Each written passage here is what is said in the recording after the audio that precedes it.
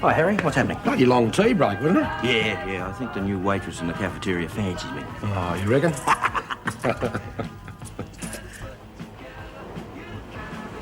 Excuse me. Don't tell me. Just keeping it warm first, right? What do you reckon? Oh, they're taking forever in there. Getting nervous after all, Mum? Of course not, love. I'm just bored silly sitting here and my arm's itching under the cast and I can't get to it to scratch it. I think they'll want to talk to you next, Mr. Charlton. I managed to convince them you're not a dangerous criminal. Oh, thank you, Mrs. Reynolds. Inspector Thorne's here. He's waiting in the staff room. Oh, dear. Thanks. Good luck, Lizzie. Thank you, Mrs. Powell. Oh, Po-Face is not a bad sort. She doesn't smile much because she's frightened of splitting her face. That's enough, Birdsworth. Oh, big ears. Mr. Charlton? Don't be nervous, love. You just tell them the truth and they can't hang you for that.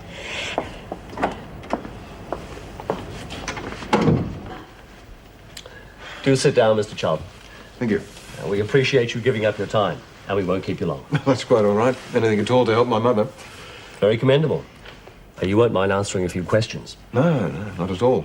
Good. Tell us, Mr. Charlton, what experience have you had in dealing with recidivist criminals? I reckon I better just stretch me old bones. Birdsworth? Bugger it. This place is a madhouse today. I'm sorry we couldn't use my office. Ah, this room will do fine, Mrs. Reynolds. I could use that cuppa. Well, to bring you up to date, there have been a couple of reports that your first escapee, Mary Adler, has been sighted on the Gold Coast. That makes sense. That's where I'd head. Wouldn't mind getting away myself. Of course, it could be a dead end, but I've got a couple of men looking into it. And so far, that's all we've got. Not a dicky bird about the other two. It's a worry. Yeah, especially since we still don't know how they're getting on. They're just disappearing into thin air. Yeah, so we've noticed.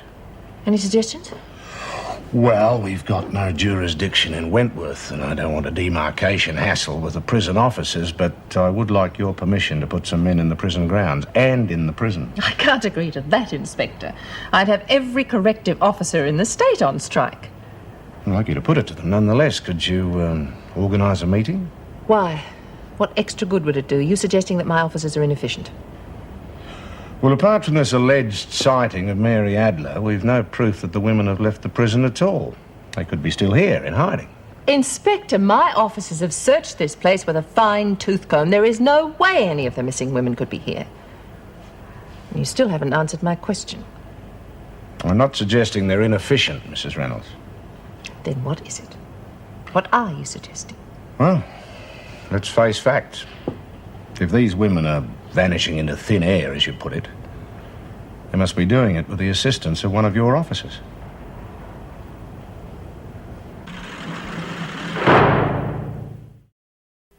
And I reckon this is my last chance, Your Honour.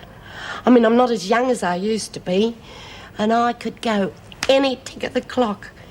It's all that scrubbing and washing. Me veins just won't stand it. No, of course not. But surely the laundry has automatic washing machines. Of course it has. But you still gotta load 'em.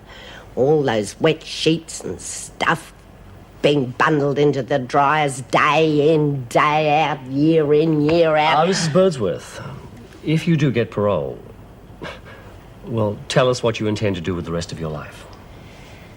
Yes, sir, Your Honour. Well, I haven't got much time left, but I reckon it'd be a real treat to go to church regularly every Sunday.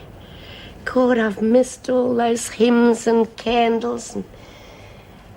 And then I'd like to start a garden with trees and shrubs and things for me grandchildren when I go, so that they can remember me. And maybe Arthur, that's my son, you know him, maybe Arthur will buy me a rocking chair. Oh, that'd be ripper. and I could sit and read to me grandchildren. That's if me eyes will hold out. And would these twilight year activities of yours include the making of illicit alcohol? I beg your pardon? Mrs. Birdsworth, isn't it a fact that you've been caught making hooch, I believe the term is, on at least 7 occasions in the past 10 years? Yeah, but that was purely medicinal for me cough. I mean, we didn't even have a doctor here for 8. Isn't it a fact that you are an alcoholic and that your incarceration here has probably saved your life by depriving you, for the most part, of drink? That's a bloody lie. I mean, of course I like to drop now and then to warm the cockles of me hair. Just like everybody else, Your Honour. I'm a teetotaler. Now, Mrs. Birdsworth, about your involvement in the murder of Nola Mackenzie.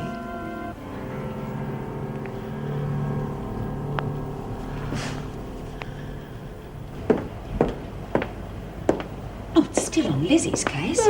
I had to take Green back to her cell. I mean, she's ropeable. That Higgins woman on the board is playing devil's advocate. I mean, it's hard to imagine that one little old lady could give them so much ammunition. It is Lizzie.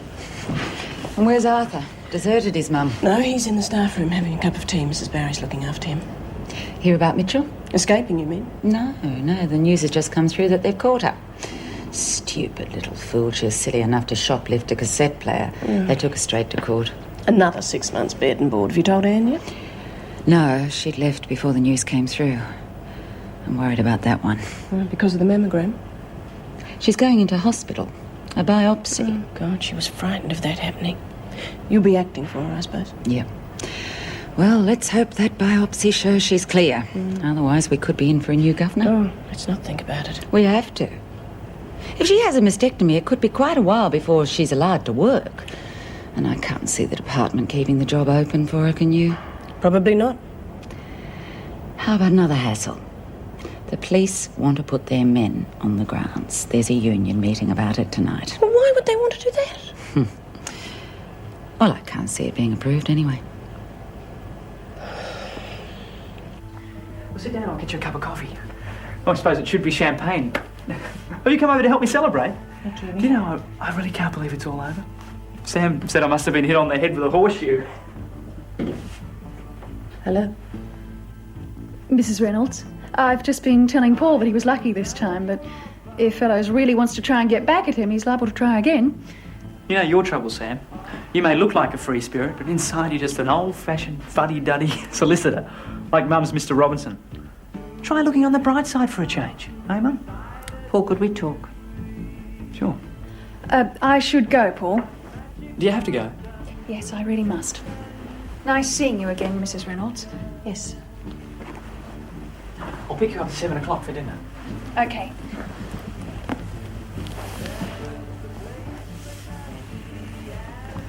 Now, what's the matter? What do you want to talk about?